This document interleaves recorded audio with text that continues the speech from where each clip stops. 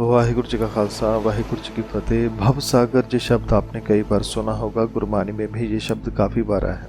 इस शब्द का यानी भव सागर का क्या अर्थ होता है और कैसे हम भव सागर से पार जा सकते हैं, उसके बारे में थोड़ा सा हम श्री गुरु ग्रंथ साहब जी की कृपा से जानने का प्रयास करते हैं। सबसे पहली बात, जब हम इंटरनेट पर इस शब्द की खोज करते हैं तो इसका मतलब काफी लोग जो लिखते हैं वह यह है कि भव भाव भावनाओं का सागर या फिर घटनाओं का समंदर। लेकिन जब हम इस शब्द की और गहराई में जाएंगे, कहने का अर्थ के जो लेखकों ने खोज करके पता लगाया उसके बारे में जाने, तो पता चलता है कि भव संस्कृत का शब्द है जिसका अर्थ होता है संसार, और सागर का अर्थ हम सब जानते हैं समंदर। तो दोनों शब्द जोड़कर बनते हैं संसार सागर या फिर संसार रूपी समंदर।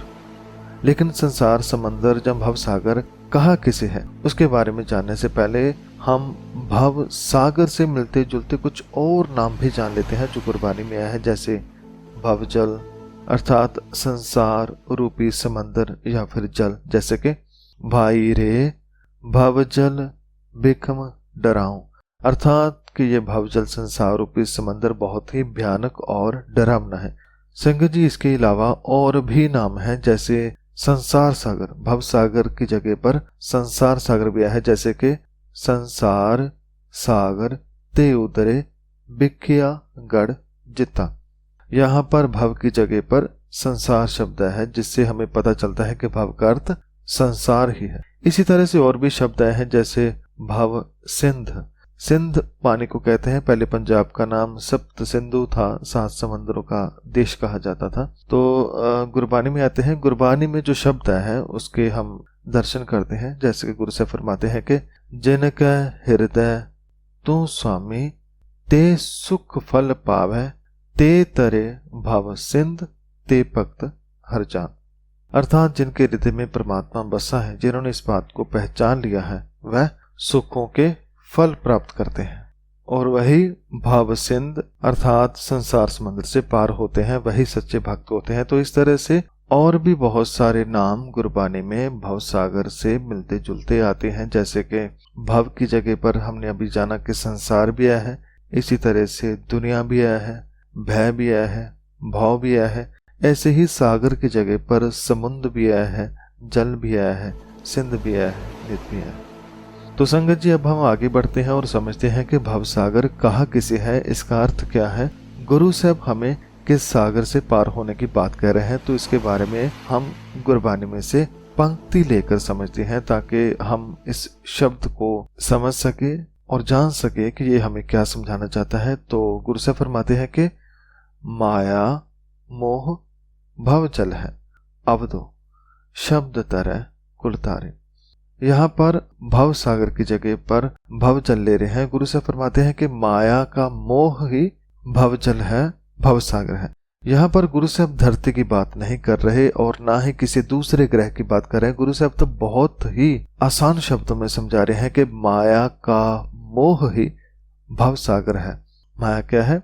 माया है हमारे वह विचार जो हमें परमात्मा से दूर करते हैं, वह विचार जो हमें सच्चाई से दूर करते हैं, माया है। संगत जी, मोह माया किसी वस्तु का नाम नहीं, बल्कि हमारी उस सोच को गुरु साहब माया कहते हैं, जिससे हम बुराई की ओर बढ़ते हैं। यह माया जगत में हर इंसान में मन के साथ ही पैदा हो जाती है और हमें कभी क्रोध के समंदर में धकेलती है, कभी लोभ के, कभी नफरत से भर देती है और कभी झूठ से। इसे गुरु साहब ने भव सागर कहा है, यानी माया के मोह को भव सागर कहा है। तो अब हमें अर्थ तो पता चल गए, तो अब सवाल ये पैदा होता है कि इस गहरे भव सागर से, भाव बुरे विचारों के समंदर से पार कैसे हुआ जाए। इसके बारे में गुरु साहब ने बहुत सारी पंक्तियां देकर समझाया है, जैसे कि काया शोध तरह भव सागर आत्म तत्व विचारे, अर्थात भव सागर से पार जाना है तो आत्म तत्व भाव परमात्मा के विचार मन में करनी होगी।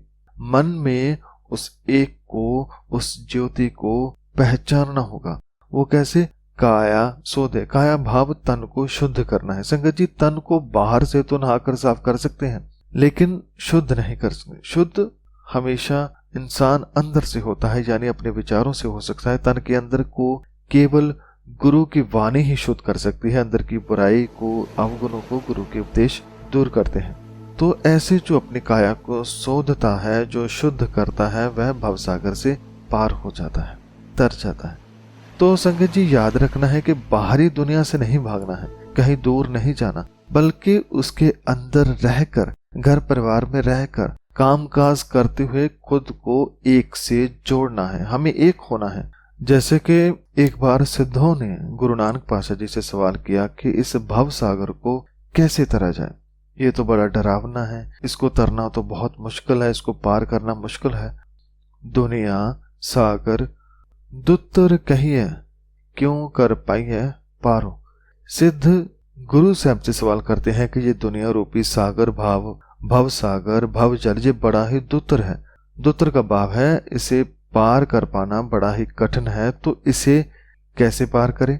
तो गुरु साहब इसका एक बड़ा ही लाजवाब जवाब देते हैं। गुरु साहब फरमाते हैं कि जैसे जल में कमल निरालम, मुरगाई न साणे, सुरत शब्द भव सागर तरिये, नानक नाम वखान। अर्थात है चरपट सिद्ध जी, यदि भव सागर को पार करना है तो कमल के फूल के जैसे बन जाओ, जो रहता तो पानी में है लेकिन खुद को पानी से दूर रखता है। या फिर मुर्गाई की उदाहरण ले लो। मुर्गाई वह तैरती तो पानी में है लेकिन अपने पंखों को कभी भी पानी से भीगने नहीं देती। ऐसे ही हमने बनना है, हमने इस संसार में रहना है लेकिन खुद को इस संसार में डूबने नहीं देना, इससे दूर रहना है, इससे ऊपर रहना है। भाव बुराई तो हमारे हर तरफ है, आसपास है, लेकिन हमने खुद को बुरे विचारों में डूबने नहीं देना। अपनी सोच को मोह माया से ऊपर रखना है, कमल की तरह। कैसे रखना है? गुरु के शब्द को सुरती में जोड़कर, परमात्मा का नाम जपकर भवसागर से पार हो जाना है। तो संगत जी, गुरु साहब बहुत ही स्पष्ट जवाब देते हैं कि ये जो माया का, बुरे ख्यालों का समंदर है, ये जो काम, क्रोध, लोभ, मोह, नफरत, घृणा आदि का जो पानी है, जो समंदर है, हमने अपने दिमाग में नहीं जाने देना है। यदि हम अपनी सोच को कमल की तरह ऊंचा रखें, भाव अपनी बुद्धि को, सोच को बुरे ख्यालों में भीगने ना दें, तो आप समझो भवसागर से पार हो गए हो। हमने वह समंदर जो लोग कहते हैं पार नहीं किया जा सकता, उसे पार कर लिया है। जैसे कि गुरु साहब गुरबानी में फरमाते हैं कि शब्द गुरु भवसागर तरिय इत उत एको जाने। अर्थात जो शब्द गुरु से जुड़ जाता है, भाव जो गुरु के उपदेशों को मन में बसा लेता है, वह भवसागर से तर जाता है, पार हो जाता है, भाव बुरे विचारों के समंदर को पार कर लेता है। और जब हम अपना बुरा जीवन छोड़ देते हैं तो आगे केवल हमें सत्य ही सत्य दिखाई देता है। फिर हमें दुनिया में कोई पराया दिखाई नहीं देता। फिर हमारी सभी ज्ञान इंद्रिय, हमारे आँख कान सभी शुद्ध हो जाते हैं। फिर सभी उसके ही बंदे लगते हैं, हर तरफ एक ही नजर आता है। तो संगत जी, हमें अपने अंदर की गंदगी को, बुरे विचारों को, अवगुणों को, भव सागर को गुरु के उपदेशों द्वारा एक से जुड़कर भवसागर से पार होना है और अपने जीवन को सफल करना है। तो संगत जी, ये थी एक विचार भवसागर के बारे में। वीडियो बनाते हुए सभी गलतियों की मैं क्षमा चाहता हूँ और धन्यवाद करता हूँ गुरु साहब के इस विचार को हमें समझाने के लिए। आप सभी का भी धन्यवाद। वाहिगुरु जी का खालसा, वाहिगुरु जी की फतेह।